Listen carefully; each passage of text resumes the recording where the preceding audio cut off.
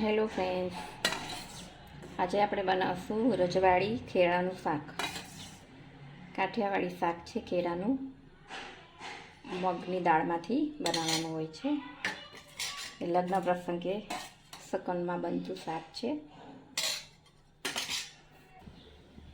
હવે આપણે એમાં બાદિયા, જીરું, હિંગ, લીમડો, બાદિયા, લવિંગ, આદુ, મરચાં, તમાલપત્ર જે નાખવું હોય આપણા અવેલેબલ હોય તે બધું નાખી શકાય છે.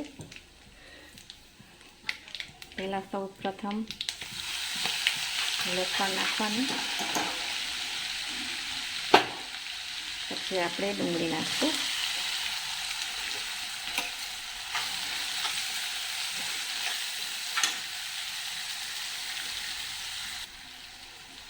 ટમેટા, હળદર અને સ્વાદ પ્રમાણે મીઠું. પછી હવે આપણે આ બધું એકદમ સરસ ચડવા દેવાનું છે.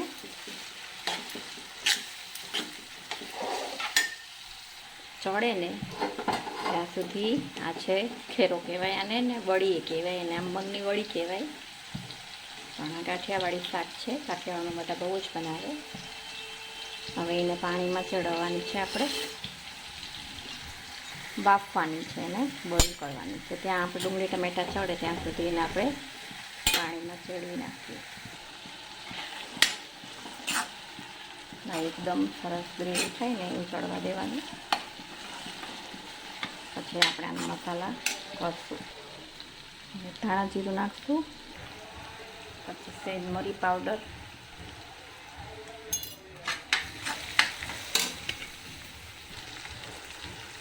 પછી ગરમ મસાલો. હવે વળી આપણે નિતારી લેવાની છે ચારામાં, વાસણમાં. હવે આપણે કાશ્મીરી લાલ મરચું નાખશું. પછી હલાવીને થોડું પાણી એડ કરશું.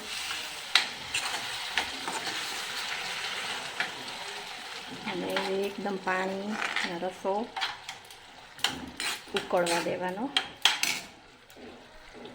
પછી હવે અંદર આપણે આ ખેરો જે છે બાફેલો એ એડ કરી દેવાનો. અને પછી એકદમ ઢાંકીને ઉકળવા દેવાની. જો સરસ થઈ ગયું છે વળીનું શાક. હવે એની સાથે રોટલા ગરમ ગરમ સર્વ કરશું આપણે. આ વળીનું શાક તૈયાર થઈ ગયું. જો હું